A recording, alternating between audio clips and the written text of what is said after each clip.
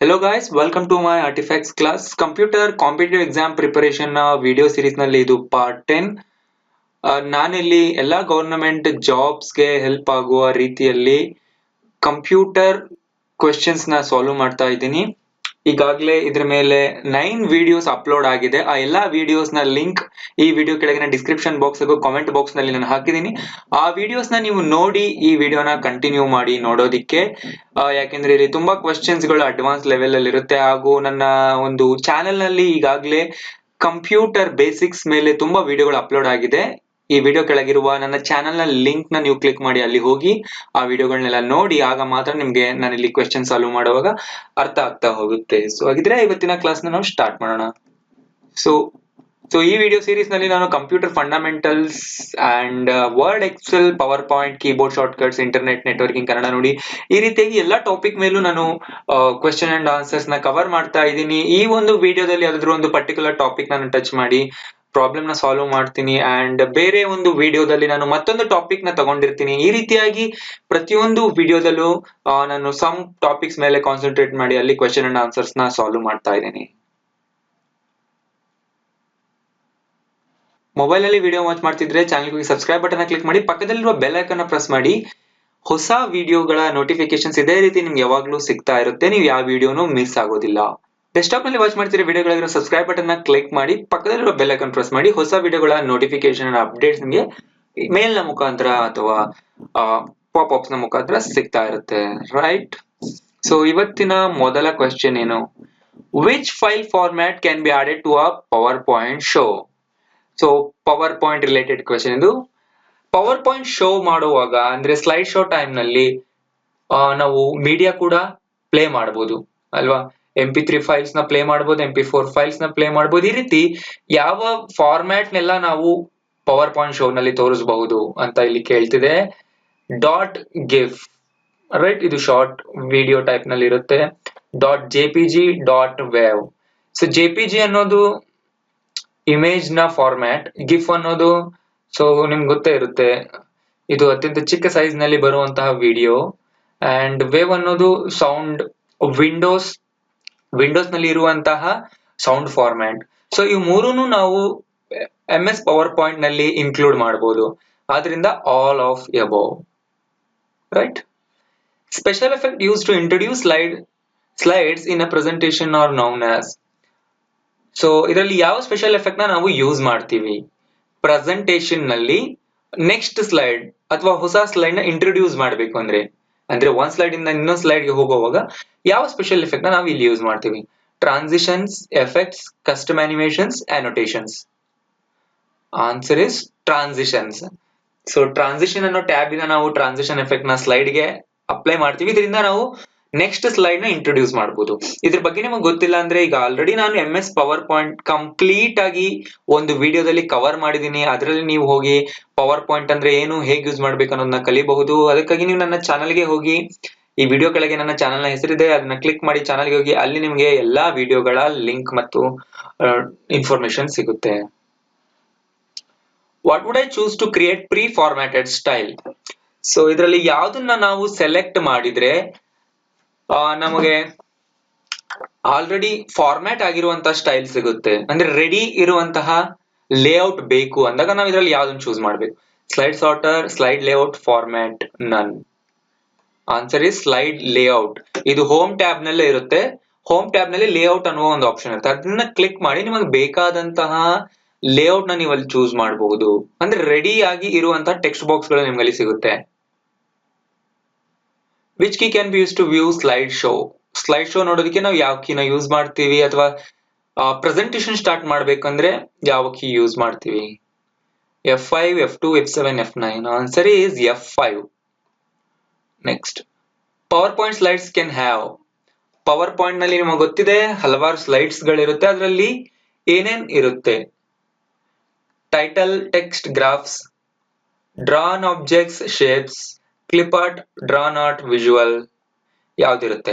Right answer is any of above. ಇದರಲ್ಲಿ ಯಾವ್ದಾದ್ರೂ ಆಗಿರಬಹುದು ಅಥವಾ ಎಲ್ಲವೂ ಕೂಡ ಇರಬಹುದು. ನಾವು ಪವರ್ ಪಾಯಿಂಟ್ ಸ್ಲೈಡ್ ಗಳಲ್ಲಿ ಟೈಟಲ್ ನ ಟೈಪ್ ಮಾಡ್ತೀವಿ, ಟೆಕ್ಸ್ಟ್ ಟೈಪ್ ಮಾಡ್ತೀವಿ, ಗ್ರಾಫ್ಸ್ ಗಳನ್ನ ಕೂಡ ಡ್ರಾ ಮಾಡಬಹುದು, ರೈಟ್, ಆಬ್ಜೆಕ್ಟ್ ಗಳನ್ನ ಹಾಕಬಹುದು, ಶೇಪ್ಸ್ ಡ್ರಾ ಮಾಡಬಹುದು, ಎಲ್ಲ clip art and visual media ಕೂಡ ನಾವು ಇನ್ಸರ್ಟ್ ಮಾಡಬಹುದು. ಯಾವ್ದಾದ್ರು ಇರಬಹುದು. Answer is any of above. Next, how can we stop a slide show? ಈಗ ಸ್ಲೈಡ್ ಶೋ ಸ್ಟಾರ್ಟ್ ಆಗಿದೆ, ಫುಲ್ ಸ್ಕ್ರೀನ್ ಅಲ್ಲಿ ನಿಮಗೆ ಪ್ರೆಸೆಂಟೇಶನ್ ಕಾಣಿಸ್ತಿದೆ. ಹೇಗೆ ನೀವು ಅದನ್ನ ಸ್ಟಾಪ್ ಮಾಡ್ತೀರಾ? ರೈಟ್ ಆರೋ ಪ್ರೆಸ್ ಮಾಡಿ, or press escape, press control A, press control S. So ಇದರಲ್ಲಿ ಯಾವ್ದನ್ನ ಪ್ರೆಸ್ ಮಾಡಿದಾಗ ಸ್ಲೈಡ್ ಶೋ ಸ್ಟಾಪ್ ಆಗುತ್ತೆ? Answer is escape key. So ಈಗ ನೋಡಿ, ನಾನೀಗ ಪ್ರೆಸೆಂಟೇಶನ್ ತೋರಿಸ್ತಾ ಇದ್ದೀನಿ ನಿಮಗೆ, ರೈಟ್? ಈ ಕ್ವಶನ್ ಅಂಡ್ ಆನ್ಸರ್ಸ್ ನಾನು ಪ್ರೆಸೆಂಟೇಶನ್ ಅಲ್ಲಿ ಮಾಡಿದ್ದೀನಿ. ಸೊ ಎಸ್ಕೇಪ್ ಪ್ರೆಸ್ ಮಾಡಿದ್ರೆ ಸ್ಲೈಡ್ ಶೋ ಇಂದ ನಾನು ಹೊರಗೆ ಹೋಗ್ತೀನಿ, right? Next, what is the maximum zoom percentage in Microsoft power point? Microsoft power point ನ ನೀವು ಓಪನ್ ಮಾಡಿ, ಅದರಲ್ಲಿ ರೈಟ್ ಬಾಟಮ್ ಕಾರ್ನರ್ ನಲ್ಲಿ, ರೈಟ್ ಸೈಡ್ ಬಾಟಮ್ ಕಾರ್ನರ್ ನಲ್ಲಿ ಝೂಮ್ ನ ನೀವು ಜಾಸ್ತಿ ಮಾಡಬಹುದು, ಕಡಿಮೆ ಮಾಡಬಹುದು. ಅಲ್ಲಿ ಒಂದು ಬಾರ್ ಇರುತ್ತೆ, ಝೂಮ್ ಬಾರ್. ಅದರಿಂದ ನೀವು ಪ್ಲಸ್ ಮಾರ್ಕ್ ನ ಕ್ಲಿಕ್ ಮಾಡಿದ್ರೆ ಝೂಮ್ ಜಾಸ್ತಿ ಆಗುತ್ತೆ, ಅಂದ್ರೆ ಸ್ಲೈಡ್ ಸೈಜ್ ಏನಿದೆ ದೊಡ್ಡದಾಗಿ ಕಾಣುತ್ತೆ. ಮೈನಸ್ ಮಾರ್ಕ್ ನ ಕ್ಲಿಕ್ ಮಾಡಿದ್ರೆ ಝೂಮ್ ಕಡಿಮೆ ಆಗುತ್ತೆ. ಸೊ ಮ್ಯಾಕ್ಸಿಮಮ್ ಝೂಮ್ ಪರ್ಸೆಂಟೇಜ್ ಎಷ್ಟಿದೆ? ನೀವು ಎಷ್ಟು ಮ್ಯಾಕ್ಸಿಮಮ್ ಆಗಿ ಝೂಮ್ ನ ಮಾಡಬಹುದು ಅಂತ ಕೇಳ್ತಿದೆ. 100%, 200, 300 400%. Right answer is 400%. ನೆನ್ಪಿಟ್ಕೊಳ್ಳಿ, MS ಪವರ್ ಪಾಯಿಂಟ್ ನಲ್ಲಿ ನಾವು ಝೂಮ್ ನ ಮ್ಯಾಕ್ಸಿಮಮ್ ಎಷ್ಟು ಜಾಸ್ತಿ ಮಾಡಬಹುದು ಅಂದ್ರೆ 400% ಅಷ್ಟು ಜಾಸ್ತಿ ಮಾಡಬಹುದು. Next, shortcut to insert new slide in the current presentation. So ಈಗ ಆಲ್ರೆಡಿ ಪ್ರೆಸೆಂಟೇಶನ್ ಮಾಡಿದೀವಿ, ತುಂಬಾ ಸ್ಲೈಡ್ ಗಳಿದೆ. ಈಗ ಹೊಸ ಸ್ಲೈಡ್ ನ ಹಾಕ್ಬೇಕು ಅಂದ್ರೆ ಕೀಬೋರ್ಡ್ ಶಾರ್ಟ್ಕಟ್ ಯಾವುದು? Control O, control M, F or N? Answer is control plus M. So keyboard ಇಂದ ಕಂಟ್ರೋಲ್ M ಪ್ರೆಸ್ ಮಾಡಿದ್ರೆ, ಸೊ ಕರೆಂಟ್ ಸ್ಲೈಡ್ ಯಾವ್ದು ಕಾಣಿಸ್ತಿದೆ ಅದರ ನಂತರ ನಿಮಗೆ ಹೊಸ ಸ್ಲೈಡ್ ಇನ್ಸರ್ಟ್ ಆಗುತ್ತೆ. ಚೆಕ್ ಮಾಡಿ ನೋಡಿ, ಕಂಟ್ರೋಲ್ M ಪ್ರೆಸ್ ಮಾಡಿದ್ರೆ ಹೊಸ ಸ್ಲೈಡ್ ಇನ್ಸರ್ಟ್ ಆಗುತ್ತೆ. Next, how can U C all your slides at once? ಎಲ್ಲಾ ಸ್ಲೈಡ್ ಗಳನ್ನ ನಾವು ಒಂದೇ ಸರಿ ಹೇಗೆ ನೋಡಬಹುದು? Through slide sorter view. Slide sorter view ಇಂದ ನೋಡಬಹುದು, ಅಥವಾ ಸ್ಲೈಡ್ ವ್ಯೂ ಇಂದ, ನಾರ್ಮಲ್ ವ್ಯೂ ಇಂದ, ಅಥವಾ ಸ್ಲೈಡ್ ಶೋ ಇಂದ. Answer is slide sorter view. So slide sorter view click ಮಾಡಿದ್ರೆ ಎಲ್ಲಾ ಸ್ಲೈಡ್ ಗಳು ಸೈಡ್ ಬೈ ಸೈಡ್ ಅಲ್ಲಿ ಒಂದರ ಪಕ್ಕದಲ್ಲಿ ಒಂದು ಕಾಣಿಸುತ್ತೆ ನಮಗೆ. ಸೊ ಇದೆಲ್ಲಿರುತ್ತೆ ಅಂದ್ರೆ ವ್ಯೂ ಟ್ಯಾಬ್ ನಲ್ಲಿ ಇರುತ್ತೆ. ಪವರ್ ಪಾಯಿಂಟ್ ಓಪನ್ ಮಾಡಿ, ಅದರಲ್ಲಿ ವ್ಯೂ ಟ್ಯಾಬ್ ಮೇಲೆ ಕ್ಲಿಕ್ ಮಾಡಿ, ಅಲ್ಲಿ ನಿಮಗೆ ಸಿಗುತ್ತೆ ಸ್ಲೈಡ್ ಸಾರ್ಟರ್ ವ್ಯೂ ಅಂತ. ಅಲ್ಲಿ ಕ್ಲಿಕ್ ಮಾಡಿದ್ರೆ ಎಲ್ಲಾ ಸ್ಲೈಡ್ ಗಳು ಒಂದ್ರ ಪಕ್ಕದಲ್ಲಿ ಒಂದು ಡಿಸ್ಪ್ಲೇ ಆಗುತ್ತೆ, ಅರೇಂಜ್ಮೆಂಟ್ ಆಗುತ್ತೆ. Next, which view in PowerPoint can be use to enter speaker comments? Speaker comments ಅಂದ್ರೆ, ಈಗ ನಾನು ಆ ಒಂದು ಸ್ಲೈಡ್ ನ ಬಗ್ಗೆ ಏನಾದ್ರೂ ಡಿಸ್ಕ್ರಿಪ್ಷನ್ ನ ಬರಿಬೇಕು ಅಂದ್ರೆ ಪವರ್ ಪಾಯಿಂಟ್ ನಲ್ಲಿ ಎಲ್ಲಿ ಆ ಒಂದು ಕಾಮೆಂಟ್ ಅಥವಾ ಡಿಸ್ಕ್ರಿಪ್ಷನ್ ನಾನು ಹಾಕಬಹುದು? Answer, slide show, notes page view, slide sorter, normal. Answer is notes page view. ಎಲ್ಲಿರುತ್ತೆ ಅಂದ್ರೆ ಸ್ಲೈಡ್ ನ ಕೆಳಗಡೆ ಒಂದು ಹಾರಿಜಾಂಟಲ್ ಬಾರ್ ಇರುತ್ತೆ, ಅದನ್ನ ನೀವು ಕ್ಲಿಕ್ ಮಾಡಿ ಸ್ವಲ್ಪ ಮೇಲ್ಗಡೆಗೆ ಎಳೆರಿ, ಅಲ್ಲಿ ನೋಟ್ಸ್ ಪೇಜ್ ವ್ಯೂ ಅಂತ ಇರುತ್ತೆ. ಸೊ ಅಲ್ಲಿ ನೀವು ಆ ಒಂದು ಪರ್ಟಿಕ್ಯುಲರ್ ಸ್ಲೈಡ್ ನ ಬಗ್ಗೆ ಡಿಸ್ಕ್ರಿಪ್ಷನ್ ಬರೀಬಹುದು. ಅಂದ್ರೆ ಸ್ಲೈಡ್ ನಲ್ಲಿ ಏನಿದೆ ಆ ಇನ್ಫಾರ್ಮೇಶನ್ ನ ಪೂರ್ತಿ ವಿವರ ನೀವು ಅಲ್ಲಿ ಟೈಪ್ ಮಾಡಬಹುದು. ಇದನ್ನ ನಾವು ನೋಟ್ಸ್ ಪೇಜ್ ವ್ಯೂ ಅಂತ ಕರಿತೀವಿ. ಅಲ್ಲಿ ನೀವು ನೋಟ್ಸ್ ನ ಟೈಪ್ ಮಾಡಬಹುದು. ಎಲ್ಲಿರುತ್ತೆ ಅಂದ್ರೆ ಸ್ಲೈಡ್ ನ ಕೆಳಗಡೆ ಒಂದು ಹಾರಿಜಾಂಟಲ್ ಬಾರ್ ಇರುತ್ತೆ, ಅದನ್ನ ಸ್ವಲ್ಪ ಮೇಲ್ಗಡೆ ಎಳೆರಿ, ಅಲ್ಲಿ ಒಂದು ಸ್ಪೇಸ್ ಇರುತ್ತೆ ನಿಮಗೆ ಟೈಪ್ ಮಾಡೋದಕ್ಕೆ, ಅದರಲ್ಲಿ ನೀವು ನೋಟ್ಸ್ ನ ಟೈಪ್ ಮಾಡಬಹುದು. ಇದನ್ನ ನಾವು ಸ್ಪೀಕರ್ ಕಾಮೆಂಟ್ಸ್ ಅಂತ ಕರಿತೀವಿ. Next, how can we create a uniform appearance by adding a background image to all slides? ಅಂದ್ರೆ ಎಲ್ಲಾ ಸ್ಲೈಡ್ ಗಳು ಒಂದೇ ರೀತಿ ಕಾಣೋ ತರ ನಾವು ಬ್ಯಾಕ್ ಗ್ರೌಂಡ್ ಇಮೇಜ್ ನ ಹಾಕಬೇಕು. ಎಲ್ಲಿಂದ ಇದನ್ನ ನಾವು ಮಾಡಬಹುದು? ಬೈ ಎಡಿಟಿಂಗ್ ಲಾಸ್ಟ್ ಸ್ಲೈಡ್ ನ ಎಡಿಟ್ ಮಾಡುವುದರ ಮುಖಾಂತರ, ಯೂಸ್ ದಿ ಆಟೋ ಕರೆಕ್ಟ್ ನ ಯೂಸ್ ಮಾಡೋದ್ರ ಮುಖಾಂತರ, ಕ್ರಿಯೇಟ್ ಅ ಟೆಂಪ್ಲೇಟ್, ಅಥವಾ edit slide master. Answer is edit the slide master. ಇದು ಕೂಡ ವ್ಯೂ ಟ್ಯಾಬ್ ನಲ್ಲಿ ಇರುತ್ತೆ. ವ್ಯೂ ಟ್ಯಾಬ್ ನಲ್ಲಿ ಹೋಗಿ ಸ್ಲೈಡ್ ಮಾಸ್ಟರ್ ಕ್ಲಿಕ್ ಮಾಡಿ, ಅಲ್ಲಿ ನಿಮಗೆ ಒಂದು ಸೆಟ್ ಆಫ್ ಸ್ಲೈಡ್ ಓಪನ್ ಆಗುತ್ತೆ. ಆ ಸ್ಲೈಡ್ ಅಲ್ಲಿ ನೀವು ಏನೇ ಡಿಸೈನ್ ಹಾಕಿ, ಬ್ಯಾಕ್ ಗ್ರೌಂಡ್ ಇಮೇಜ್ ಹಾಕಿ, ಕಲರ್ ಹಾಕಿ, ಏನೇ ಹಾಕಿದ್ರು ಕ್ಲೋಸ್ ಮಾಸ್ಟರ್ ವ್ಯೂ ನ ಕ್ಲಿಕ್ ಮಾಡಿದ ನಂತರ ನಿಮ್ಮ ಒಂದು ನಾರ್ಮಲ್ ಪವರ್ ಪಾಯಿಂಟ್ ಸ್ಲೈಡ್ ಗಳು ಆ ಒಂದು ಕಲರ್ ನ, ಆ ಒಂದು ಇಮೇಜ್ ನ ತಗೊಂಡ್ಬಿಡುತ್ತೆ. ಸೊ ಆ ರೀತಿ ಮಾಡೋದ್ರಿಂದ ಎಲ್ಲಾ ಸ್ಲೈಡ್ ಗಳಲ್ಲೂ ಒಂದೇ ಇಮೇಜ್ ಅಥವಾ ಒಂದೇ ಕಲರ್ ಬರೋ ತರ ನೀವು ಮಾಡಬಹುದು. ಸೊ ಇದು ವ್ಯೂ ಟ್ಯಾಬ್ ನಲ್ಲಿ ಇರುತ್ತೆ. ಸ್ಲೈಡ್ ಮಾಸ್ಟರ್ ನ ಮುಖಾಂತರ ನೀವು ಅದನ್ನ ಮಾಡಬಹುದು. If a computer has more than one processor, then it is known as. So ಇಷ್ಟೊತ್ತು ಪವರ್ ಪಾಯಿಂಟ್ ನ ಕ್ವೆಶ್ಚನ್ಸ್ ಆಯ್ತು. ಈಗ ಜನರಲ್ ಕಂಪ್ಯೂಟರ್ ನಾಲೆಡ್ಜ್ ಕ್ವೆಶ್ಚನ್ಸ್ ನಾನು ಇಲ್ಲಿ ಡಿಸ್ಕಸ್ ಮಾಡ್ತಿದ್ದೀನಿ. ಕಂಪ್ಯೂಟರ್ ನಲ್ಲಿ ಒಂದಕ್ಕಿಂತ ಜಾಸ್ತಿ ಪ್ರಾಸೆಸರ್ ಅಥವಾ CPU ಅಥವಾ ಮೈಕ್ರೋ ಪ್ರಾಸೆಸರ್ ಇದ್ರೆ ಅದನ್ನ ಏನಂತ ಕರಿತೀವಿ ಆ ಕಂಪ್ಯೂಟರ್ನ? Uniprocessor, multi processor, multi threaded, multi programming. Answer is multi processor. So multi processor ಅಂದ್ರೆ ಒಂದು ಕಂಪ್ಯೂಟರ್ ನಲ್ಲಿ ಒಂದಕ್ಕಿಂತ ಜಾಸ್ತಿ ಪ್ರಾಸೆಸರ್ಗಳೇ ಇರುತ್ತೆ. 2 ಇರಬಹುದು, 4 ಇರಬಹುದು, ಅಥವಾ 8 ಪ್ರಾಸೆಸರ್ಗಳು ಜೊತೆಗೆ ಕೆಲಸ ಮಾಡ್ತಾ ಇರಬಹುದು. ರೈಟ್, ಇದನ್ನ ನಾವು ಮಲ್ಟಿ ಪ್ರಾಸೆಸರ್ ಕಂಪ್ಯೂಟರ್ ಅಂತ ಕರಿತೀವಿ. If a computer provides database services to other, then it will be known as. So database ಅಂದ್ರೆ ಯಾವ್ದಾದ್ರು ಒಂದು ಕಂಪನಿಯ ಅಥವಾ ಒಂದು ಆರ್ಗನೈಸೇಷನ್ ಅಥವಾ ಒಂದು ಕನ್ಸರ್ನ್ ಅಥವಾ ಮತ್ತೇನಾದ್ರೂ ಒಂದು ಆಫೀಸ್ ಅಥವಾ ಬಿಸ್ನೆಸ್ ನ ಕಂಪ್ಲೀಟ್ ಇನ್ಫಾರ್ಮೇಶನ್ ನ ಟೇಬಲ್ಗಳ ರೂಪದಲ್ಲಿ ಸ್ಟೋರ್ ಮಾಡಿ ಇಟ್ಕೊಳ್ಳುವಂತ ಒಂದು ಸಿಸ್ಟಮ್, ಅದನ್ನ ನಾವು ಡೇಟಾಬೇಸ್ ಅಂತೀವಿ. ಸೊ ಈ ಡೇಟಾಬೇಸ್ ಒಂದು ಕಂಪ್ಯೂಟರ್ ನಲ್ಲಿ ಯಾವಾಗ್ಲೂ ಲೈವ್ ಆಗಿ ಇರುತ್ತೆ, ಯಾವಾಗ್ಲೂ ರನ್ ಆಗ್ತಾ ಇರುತ್ತೆ. ಅಂದ್ರೆ ಅಲ್ಲಿ ಸ್ಟೋರ್ ಮಾಡಿಟ್ಟಿರ್ತಾರೆ, ಆ ಕಂಪ್ಯೂಟರ್ ಯಾವಾಗ್ಲೂ ಆನ್ ಅಲ್ಲಿ ಇಟ್ಟಿರ್ತಾರೆ. ಸೊ ಯಾರು ಬೇಕಿದ್ರು ಯಾವಾಗ ಬೇಕಿದ್ರು ಆ ಡೇಟಾಬೇಸ್ ನ ನಾವು ಆಕ್ಸೆಸ್ ಮಾಡಬಹುದು, ಯಾರು ಬೇಕಿದ್ರು. ಆಗ ಅಲ್ಲಿರೋ ಇನ್ಫಾರ್ಮೇಶನ್ ನಾವು ನೋಡಬಹುದು.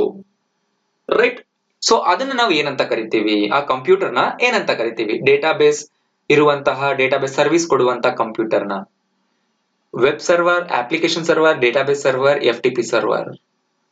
Answer is database server. Database server. So web server ಅಂದ್ರೆ ಇದರಲ್ಲಿ ಕಂಪ್ಲೀಟ್ ವೆಬ್ಸೈಟ್ ನ ಸ್ಟೋರ್ ಮಾಡಿ ಇಡುವಂತಹ ಸರ್ವರ್.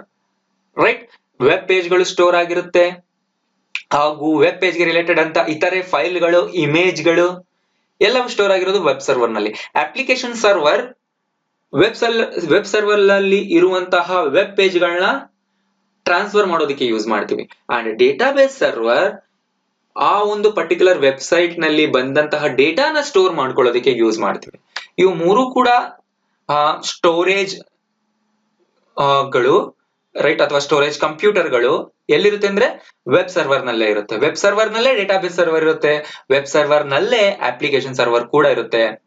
ಸೊ FTP ಅಂದ್ರೆ ಫೈಲ್ ಟ್ರಾನ್ಸ್ಫರ್ ಪ್ರೋಟೋಕಾಲ್. ಸೊ ಇದು ಒಂದು ಪ್ರೋಟೋಕಾಲ್ ಇಂಟರ್ನೆಟ್ ನಲ್ಲಿ ಫೈಲ್ ಗಳನ್ನ ಟ್ರಾನ್ಸ್ಫರ್ ಮಾಡೋದಕ್ಕೆ ಇರುವಂತಹ ಒಂದು ಸೆಟ್ ಆಫ್ ರೂಲ್ಸ್.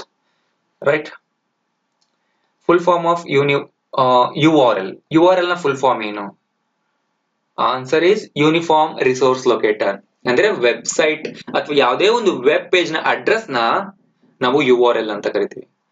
ನೀವು ಇಂಟರ್ನೆಟ್ ನಲ್ಲಿ ಓಪನ್ ಮಾಡುವ ಪ್ರತಿಯೊಂದು ವೆಬ್ ಪೇಜ್, ಪ್ರತಿಯೊಂದು ಬ್ಲಾಗ್, ವೆಬ್ಸೈಟ್ ಅಥವಾ ಮತ್ತೇನಾದ್ರೂ ಆಗಿರಬಹುದು, ಪ್ರತಿಯೊಂದಕ್ಕೂ URL ಇರುತ್ತೆ, ಅಂದ್ರೆ ಒಂದು ಅಡ್ರೆಸ್ ಇರುತ್ತೆ. ಅದನ್ನ ನಾವು ಯೂನಿಫಾರ್ಮ್ ರಿಸೋರ್ಸ್ ಲೊಕೇಟರ್ ಅಂತ ಪೂರ್ತಿಯಾಗಿ ಕರಿತೀವಿ.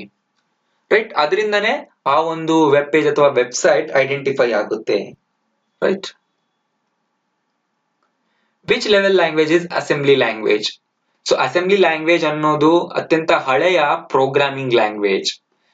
ಸೊ ಪ್ರೋಗ್ರಾಮಿಂಗ್ ಲ್ಯಾಂಗ್ವೇಜ್ ಅಲ್ಲಿ ತುಂಬಾ ಲೆವೆಲ್ಸ್ ಗಳಿದೆ, ಒಂದಾದ್ಮೇಲೆ ಒಂದು ಲೆವೆಲ್ ಇನ್ವೆಂಟ್ ಮಾಡ್ತಾ ಬಂದಿದ್ದಾರೆ. ಸೊ ಅಸೆಂಬ್ಲಿ ಲ್ಯಾಂಗ್ವೇಜ್ ಅನ್ನೋದು ಯಾವ level of programming language? High level, medium level, low level, or machine language? Answer is low level programming language. So assembly language computer ನಲ್ಲಿ machine language ಆದ ನಂತರ use ಮಾಡಿದಂತಹ programming language. So first level programming language ನಲ್ಲಿ ಅಥವಾ first generation programming language ನಲ್ಲಿ machine language use ಮಾಡ್ತಿದ್ರು, just ಅದರಲ್ಲಿ binary code ಇರ್ತಿತ್ತು. ಸೆಕೆಂಡ್ ಜನರೇಷನ್ ನಲ್ಲಿ ಅಥವಾ ಲೋ ಲೆವೆಲ್ ಪ್ರೋಗ್ರಾಮಿಂಗ್ ಲ್ಯಾಂಗ್ವೇಜ್ ನಲ್ಲಿ ಅಸೆಂಬ್ಲಿ ಲ್ಯಾಂಗ್ವೇಜ್ ಅನ್ನುವ ಒಂದು ಪ್ರೋಗ್ರಾಮಿಂಗ್ ಲ್ಯಾಂಗ್ವೇಜ್ ನ ಯೂಸ್ ಮಾಡ್ತಿದ್ರು. ಇದರಲ್ಲಿ ಸಿಂಬಲ್ಸ್ ಅಥವಾ ಕೋಡ್ ಗಳನ್ನ ಯೂಸ್ ಮಾಡಿ ಪ್ರೋಗ್ರಾಮಿಂಗ್ ಮಾಡ್ತಾ ಇದ್ರು. ಸೊ ಇದನ್ನ ನಾವು ಲೋ ಲೆವೆಲ್ ಪ್ರೋಗ್ರಾಮಿಂಗ್ ಅಂತ ಕರಿತೀವಿ. What is the full form of GUI in terms of computers? So computer ನ ಭಾಷೆಯಲ್ಲಿ GUI ಅಂದ್ರೆ ಏನು? Graphical user instrument, graphical unified interface, graphical unified instrument, graphical user interface. Right answer is graphical user interface. ನಾವೀಗ computer ನಲ್ಲಿ ಏನು menus ನೋಡ್ತೀವಿ, dialog box ನೋಡ್ತೀವಿ, windows, colours, mouse pointer, ಇವನ್ನೆಲ್ಲ ನಾವು GUI ಅಂತ ಕರಿತೀವಿ, ಅಂದ್ರೆ ಗ್ರಾಫಿಕಲ್ ಯೂಸರ್ ಇಂಟರ್ಫೇಸ್. ಯೂಸರ್ ಏನ್ ಇಂಟರ್ಫೇಸ್ ಮಾಡ್ತಿದ್ದಾನೆ ಅಂದ್ರೆ ಗ್ರಾಫಿಕ್ಸ್ ನ ಇಂಟರ್ಫೇಸ್ ಮಾಡಿ ಕಂಪ್ಯೂಟರ್ ನ ಯೂಸ್ ಮಾಡ್ತಿದ್ದಾನೆ. ಈಗ ನೋಡಿ, ನಾನೀಗ ಮೌಸ್ ನ ಯಾವ ರೀತಿ ಮೂವ್ ಮಾಡ್ತಾ ಇದ್ದೀನಿ, ನಿಮ್ಗೆ ಯಾವ ರೀತಿ ಇಲ್ಲಿ ಪ್ರೆಸೆಂಟೇಶನ್ ಓಪನ್ ಆಗ್ತಿದೆ, ನಾನು ಯಾವ ರೀತಿ ಅನಿಮೇಷನ್ ತೋರಿಸ್ತಿದ್ದೀನಿ, ಇದನ್ನೆಲ್ಲ ಗ್ರಾಫಿಕಲ್ ಯೂಸರ್ ಇಂಟರ್ಫೇಸ್ ಅಂತ ಕರಿತೀವಿ. ರೈಟ್. ಅಂದ್ರೆ ಗ್ರಾಫಿಕ್ಸ್ ನ ಮುಖಾಂತರ ನಾನು ಈ ಒಂದು ಕಂಪ್ಯೂಟರ್ ನ ಯೂಸ್ ಮಾಡ್ತಾ ಇದ್ದೀನಿ. What is Linux? ಲಿನಕ್ಸ್ ಅಂದ್ರೆ ಏನು? ಇದು ಒಂದು ಆಪರೇಟಿಂಗ್ ಸಿಸ್ಟಮ್. ಹೇಗೆ ವಿಂಡೋಸ್ ಇದೆ, ಹೇಗೆ ಯೂನಿಕ್ಸ್ ಇದೆ, ಮ್ಯಾಕ್ ಆಪರೇಟಿಂಗ್ ಸಿಸ್ಟಮ್ ಇದೆ, ಅದೇ ರೀತಿ ಲಿನಕ್ಸ್ ಕೂಡ ಒಂದು operating system. Which among following is commonly used language in Android applications? So Android ಅನ್ನೋದು ಮೊಬೈಲ್ ಆಪರೇಟಿಂಗ್ ಸಿಸ್ಟಮ್. ನಾವು ಹೇಗೆ ಕಂಪ್ಯೂಟರ್ಗಳಲ್ಲಿ ವಿಂಡೋಸ್ ಆಪರೇಟಿಂಗ್ ಸಿಸ್ಟಮ್ ಯೂಸ್ ಮಾಡ್ತೀವಿ, ಅದೇ ರೀತಿ ಮೊಬೈಲ್ ನಲ್ಲಿ ಆಂಡ್ರಾಯ್ಡ್ ಆಪರೇಟಿಂಗ್ ಸಿಸ್ಟಮ್ ನ ನಾವು ಯೂಸ್ ಮಾಡ್ತೀವಿ. ಸೊ ಆಂಡ್ರಾಯ್ಡ್ ಅಪ್ಲಿಕೇಶನ್ ಗಳನ್ನ ಕ್ರಿಯೇಟ್ ಮಾಡಿ ನಾವು ಫೋನ್ ನಲ್ಲಿ ಇನ್ಸ್ಟಾಲ್ ಮಾಡಬಹುದು. ತುಂಬಾ ಆಪ್ಸ್ ಯೂಸ್ ಮಾಡ್ತಿರಲ್ಲ, ಅದನ್ನೇ ನಾವು ಅಪ್ಲಿಕೇಶನ್ಸ್ ಅಂತ ಕರಿತೀವಿ. ಸೊ ಆಂಡ್ರಾಯ್ಡ್ ಆಪ್ಸ್ ಅಥವಾ ಆಂಡ್ರಾಯ್ಡ್ ಅಪ್ಲಿಕೇಶನ್ ನ ಡೆವಲಪ್ ಮಾಡುವಾಗ ಯಾವ ಲ್ಯಾಂಗ್ವೇಜ್ ನ ಯೂಸ್ ಮಾಡಿಕೊಂಡು ಡೆವಲಪ್ ಮಾಡ್ತಾರೆ? ತುಂಬಾ ಇಂಪಾರ್ಟೆಂಟ್ ಆದಂತ ಕ್ವಶನ್ ಇದು. C language, PHP language. PHP ಅಂದ್ರೆ pre processor hyper text, right. C++ ಅಥವಾ Java? Right answer is Java. So Android application ಅಥವಾ ಆಂಡ್ರಾಯ್ಡ್ ಆಪ್ಸ್ ನ ಡೆವಲಪ್ ಮಾಡಬೇಕಾದ್ರೆ ನೀವು ಜಾವಾ ಪ್ರೋಗ್ರಾಮಿಂಗ್ ನ ಕಲಿಬೇಕಾಗುತ್ತೆ. Where are saved files stored in computer? Computer ನಲ್ಲಿ ನಾವು ಫೈಲ್ಸ್ ಗಳನ್ನ ಸ್ಟೋರ್ ಮಾಡಿದಾಗ ಅದು ಎಲ್ಲಿ ಹೋಗಿ ಸ್ಟೋರ್ ಆಗುತ್ತೆ ಅಥವಾ ಯಾವ ಜಾಗದಲ್ಲಿ ಇರುತ್ತೆ? ಸೇವ್ ಆದಂತ ಫೈಲ್ಗಳು ಎಲ್ಲಿ ಸ್ಟೋರ್ ಆಗಿರುತ್ತೆ? ರ್ಯಾಮ್ ನಲ್ಲಿ, ಹಾರ್ಡ್ ಡಿಸ್ಕ್ ನಲ್ಲಿ, ಕ್ಯಾಶ್ ಮೆಮೊರಿನಲ್ಲಿ ಅಥವಾ any of above? Right answer is hard disk. ಗೊತ್ತಾಯಿದೆ, ಹಾರ್ಡ್ ಡಿಸ್ಕ್ ಅಥವಾ ಹಾರ್ಡ್ ಡ್ರೈವ್ ಅಂತ ಕರಿತೀವಿ. ಇದು ಕಂಪ್ಯೂಟರ್ ನ ಪರ್ಮನೆಂಟ್ ಸ್ಟೋರೇಜ್. ಇದರಲ್ಲೇ ಸೇವ್ ಆಗಿರುವ ಎಲ್ಲಾ ಫೈಲ್ಗಳು ಇರೋದು. MPG is a file extension of which type of files? So computer ನಲ್ಲಿ ಹಲವಾರು ವಿಧದ ಫೈಲ್ಗಳಿರುತ್ತೆ. Text files, audio files, video files, right. So ಪ್ರತಿಯೊಂದಕ್ಕೂ ಒಂದು ಎಕ್ಸ್ಟೆನ್ಷನ್ ಇರುತ್ತೆ. ಅಂದ್ರೆ ಆ ಎಕ್ಸ್ಟೆನ್ಷನ್ ಇಂದ ಆ ಫೈಲ್ ಯಾವುದು ಅನ್ನೋದು ನಾವು ಗುರುತಿಸಬಹುದು. ಈಗ MS ವರ್ಡ್ ಗೆ .docx ಅಂತ ಅಟ್ಯಾಚ್ ಆಗುತ್ತೆ ನೋಡಿ ಫೈಲ್ ನೇಮ್ ನ ಕೊನೆಯಲ್ಲಿ. ಅಥವಾ ಇಮೇಜ್ ತಗೊಂಡ್ರೆ .jpg ಅಂತ ಅಟ್ಯಾಚ್ ಆಗುತ್ತೆ. ಅದೇ ರೀತಿ MPG ಅನ್ನೋದು ಯಾವ ಫೈಲ್ ನ ಅಟ್ಯಾಚ್ಮೆಂಟ್ ಅಥವಾ ಯಾವ ಫೈಲ್ ನ ಎಕ್ಸ್ಟೆನ್ಷನ್? ಆಡಿಯೋ, ಇಮೇಜ್, ವಿಡಿಯೋ ಅಥವಾ flash? Right answer is video, right. ನೀವು ಕೇಳಿರ್ತಾರಲ್ಲ MP4 ಅಂತ, ಸೊ ಅದು MPG ಯ ಒಂದು series. What is use to make computer chips? So computer ನಲ್ಲಿ ರ್ಯಾಮ್ ಚಿಪ್ಗಳು ಅಥವಾ ರಾಮ್ ಚಿಪ್ಗಳು, ಪ್ರಾಸೆಸರ್ಗಳು, ಈ ರೀತಿ ಹಲವಾರು ಚಿಪ್ಗಳು ಕಂಪ್ಯೂಟರ್ ನ ಸರ್ಕ್ಯೂಟ್ ನಲ್ಲಿ ಇರುತ್ತೆ. ಸೊ ಅವುಗಳನ್ನ ಹೇಗೆ ತಯಾರು ಮಾಡ್ತಾರೆ? ಯಾವ ಒಂದು ಮಟೀರಿಯಲ್ ನಿಂದ ತಯಾರು ಮಾಡ್ತಾರೆ? Copper, steel, silicon, iron? Right answer is silicon. So silicon ಅನ್ನುವ ಮಟೀರಿಯಲ್ ಇಂದ ಕಂಪ್ಯೂಟರ್ ನ ಚಿಪ್ ಗಳನ್ನ ತಯಾರು ಮಾಡ್ತಾರೆ. Bias is used for? So bias ಅಂದ್ರೆ ಬೇಸಿಕ್ ಇನ್ಪುಟ್ ಔಟ್ಪುಟ್ ಸಿಸ್ಟಮ್. ಇದು ರಾಮ್ ನಲ್ಲಿ ಸ್ಟೋರ್ ಆಗಿರುವಂತಹ ಪ್ರೋಗ್ರಾಮ್ಗಳು. ಬಯಾಸ್ ಅನ್ನೋದು ಪ್ರೋಗ್ರಾಮ್ಗಳ ಗುಂಪು. ಇದು ರಾಮ್ ನಲ್ಲಿ ಯಾವಾಗ್ಲೂ ಪರ್ಮನೆಂಟ್ ಆಗಿ ಸ್ಟೋರ್ ಆಗಿರುತ್ತೆ. ROM, ROM, read only memory. ಇದನ್ನ ನಾವು ಯಾವ್ದಕ್ಕೆ ಯೂಸ್ ಮಾಡ್ತೀವಿ? Operating system information, loading operating system, it helps in routing, it takes input from keyboard. Right answer is loading operating system. So operating system load ಆಗಬೇಕು ನೀವು computer on ಮಾಡಿದಾಗ ಅಂದ್ರೆ bias ಅನ್ನುವ software help ಮಾಡುತ್ತೆ, ಅದು ಕೆಲಸ ಮಾಡುತ್ತೆ. ನೀವು ಪ್ರತಿ ಸಾರಿ ಕಂಪ್ಯೂಟರ್ ನ ಸ್ವಿಚ್ ಆನ್ ಮಾಡಿದಾಗ ಅಥವಾ ಲ್ಯಾಪ್ಟಾಪ್ ನ ಆನ್ ಮಾಡಿದಾಗ ಆಪರೇಟಿಂಗ್ ಸಿಸ್ಟಮ್ ರ್ಯಾಮ್ ಗೆ ಬಂದು ಲೋಡ್ ಆಗಬೇಕು. ಸೊ ಇದನ್ನ ಹೇಳೋದು ಯಾರು ಅಂದ್ರೆ bias. Next, 1 MB is equal to 1 MB ಎಷ್ಟಕ್ಕೆ equal? 1024 bytes, 1024 kilobytes, 1024 gigabytes, 1024 bits. Right answer is 1024 kilobytes. ಈ ಕಿಲೋಬೈಟ್ಸ್, ಬೇಟ್ಸ್, ಗಿಗಾಬೈಟ್ಸ್, ಬೈಟ್ಸ್ ಬಗ್ಗೆ ನಿಮ್ಗೆ ಇನ್ನೂ ಜಾಸ್ತಿ ಇನ್ಫಾರ್ಮೇಶನ್ ಬೇಕು ಅಂದ್ರೆ ನಾನೊಂದು ವಿಡಿಯೋ ಮಾಡಿದ್ದೆ, ಕಂಪ್ಯೂಟರ್ ನಲ್ಲಿ ಡೇಟಾ ಹೇಗೆ ಸ್ಟೋರ್ ಆಗುತ್ತದೆ, how data is stored in computer ಅಂತ, ಮೆಮೊರಿನಲ್ಲಿ ಹೇಗೆ ಡೇಟಾ ಸ್ಟೋರ್ ಆಗುತ್ತೆ ಅಂತ ಪಾರ್ಟ್ 1, ಪಾರ್ಟ್ 2 ಮಾಡಿದ್ದೆ. ಈ ವಿಡಿಯೋಗಳನ್ನ ನೀವು ನೋಡಿದ್ರೆ ನಿಮ್ಗೆ ಇದರಲ್ಲಿ ಕಂಪ್ಲೀಟ್ ಇನ್ಫಾರ್ಮೇಶನ್ ಅರ್ಥ ಆಗುತ್ತೆ. ಸೊ ನನ್ನ ಚಾನಲ್ಗೆ ಹೋಗಿ ಅಲ್ಲಿ ನಿಮಗೆ ಅದು ಸಿಗುತ್ತೆ. ಸ್ಪೆಷಲ್ ಟಾಪಿಕ್ಸ್ ನ ಸೀರೀಸ್ ನಲ್ಲಿ ನಾನು ಅದನ್ನ ಹಾಕಿದ್ದೇನೆ.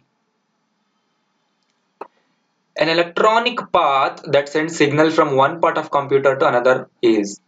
ಸೊ ಕಂಪ್ಯೂಟರ್ ನ ಒಂದು ಪಾರ್ಟಿನ ಮತ್ತೊಂದು ಪಾರ್ಟಿಗೆ ಸಿಗ್ನಲ್ ನ ಪಾಸ್ ಮಾಡುವಂತಹ, ಸಿಗ್ನಲ್ ಟ್ರಾವೆಲ್ ಮಾಡುವಂತಹ ಪಾತ್ ಅಥವಾ ದಾರಿನ ಏನಂತ ಕರಿತೀವಿ? ರೈಟ್, ಗೊತ್ತಲ್ಲ. ಎಲೆಕ್ಟ್ರಾನಿಕ್ ಸರ್ಕ್ಯೂಟ್ ಕಂಪ್ಯೂಟರ್ ನಲ್ಲಿ ಇರುತ್ತೆ. ಆ ಸರ್ಕ್ಯೂಟ್ ನಲ್ಲಿ ಬಿಟ್ಸ್ ಗಳು ಪಾಸ್ ಆಗ್ಬೇಕು ಅಥವಾ ಎಲೆಕ್ಟ್ರಾನಿಕ್ ಸಿಗ್ನಲ್ ಗಳು ಪಾಸ್ ಆಗ್ಬೇಕು ಅಂದ್ರೆ ಒಂದು ದಾರಿ ಇರುತ್ತೆ. ಅವುಗಳನ್ನ ನಾವು ಏನಂತ ಕರಿತೀವಿ? Logic gate, modem, bus, serial port. Answer is bus.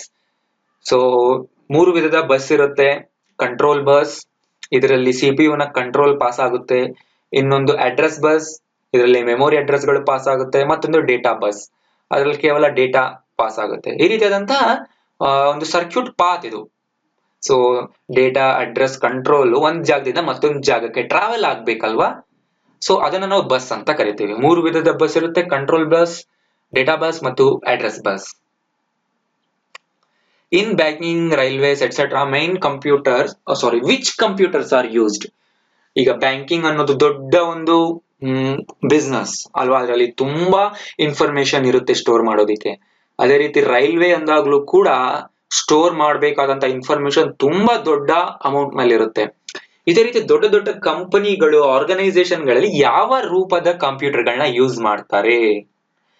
Mini computer, micro, main frame, super. Right answer is main frames computer. So main frames computer ಅಂದ್ರೆ ದೊಡ್ಡ ದೊಡ್ಡ ಆಕ್ಟಿವಿಟೀಸ್ ನ ಮಾಡೋದಿಕ್ಕೆ, ದೊಡ್ಡ ದೊಡ್ಡ ಆರ್ಗನೈಸೇಷನ್ ನಲ್ಲಿ ಲೈಕ್ ಬ್ಯಾಂಕಿಂಗ್, ರೈಲ್ವೇಸ್ ನಲ್ಲಿ ಯೂಸ್ ಮಾಡುವಂತಹ ಕಂಪ್ಯೂಟರ್ಗಳು. ಮೈಕ್ರೋ ಕಂಪ್ಯೂಟರ್ಗಳು ಅಂದ್ರೆ ನಾವೆಲ್ಲ ಯೂಸ್ ಮಾಡೋದು ಮನೆಯಲ್ಲಿ, ಪರ್ಸನಲ್ ಕಂಪ್ಯೂಟರ್ಗಳು ಅಂತ ಕೂಡ ಕರಿತೀವಿ. ಪರ್ಸನಲ್ ಕಂಪ್ಯೂಟರ್ ಅಥವಾ PC ಅಥವಾ ಮೈಕ್ರೋ ಕಂಪ್ಯೂಟರ್ಗಳಂದ್ರೆ ಈ ಲ್ಯಾಪ್ಟಾಪ್ಗಳು ಅಥವಾ ನಮ್ಮ ಮನೆಯಲ್ಲಿ ಇರುವಂತದ್ದು. ಮಿನಿ ಕಂಪ್ಯೂಟರ್ಗಳು ಅಂದ್ರೆ ಅದಕ್ಕಿಂತ ಕಡಿಮೆ ಕೆಪಾಸಿಟಿ ಇರುವ ಕಂಪ್ಯೂಟರ್ಗಳು. ಸೂಪರ್ ಕಂಪ್ಯೂಟರ್ ಅಂದ್ರೆ ಅತ್ಯಂತ ಹೈ ಎಂಡ್ ಕಂಪ್ಯೂಟರ್ಸ್. ಇದರಲ್ಲಿ ಪ್ರಾಸೆಸಿಂಗ್ ಸ್ಪೀಡ್ ಆಗ್ಲಿ ಅಥವಾ ಸ್ಟೋರೇಜ್ ಕೆಪಾಸಿಟಿ ಅಥವಾ ಇದನ್ನ ಯೂಸ್ ಮಾಡುವ ಅಪ್ಲಿಕೇಶನ್ ಗಳೆಲ್ಲ ತುಂಬಾ ಡಿಫ್ರೆಂಟ್ ಆಗಿರುತ್ತೆ, ತುಂಬಾ ಜಾಸ್ತಿ ಇರುತ್ತೆ. ರೈಟ್. ಸೊ ಇದು ಈ ಕ್ಲಾಸ್ ನಲ್ಲಿ ಇರುವಂತಹ ಕ್ವೆಶ್ಚನ್ಸ್. ಈ ವಿಡಿಯೋ ನಿಮ್ಗೆ ಇಷ್ಟ ಆದ್ರೆ ಲೈಕ್ ಬಟನ್ ಪ್ರೆಸ್ ಮಾಡಿ. ಬೇರೆಯವ್ರಿಗೂ ಇದರ ಅವಶ್ಯಕತೆ ಇದೆ, ಬೇರೆಯವರು ಕಲಿಬೇಕಂದ್ರೆ ನಿಮ್ಗೆ ಅನ್ಸಿದ್ರೆ ಫೇಸ್ಬುಕ್ ಮತ್ತು ವಾಟ್ಸ್ಆಪ್ ನಲ್ಲಿ ವಿಡಿಯೋ ಶೇರ್ ಮಾಡಿ. ಸೊ ಎಲ್ಲರಿಗೂ ಕಲಿಸಿ. ನೆಕ್ಸ್ಟ್ ಮುಂದಿನ ವಿಡಿಯೋದಲ್ಲಿ ನಾನು ಮತ್ತಷ್ಟು ಕ್ವೆಶ್ಚನ್ ಸಾಲ್ವ್ ಮಾಡ್ತೀನಿ. Thank you.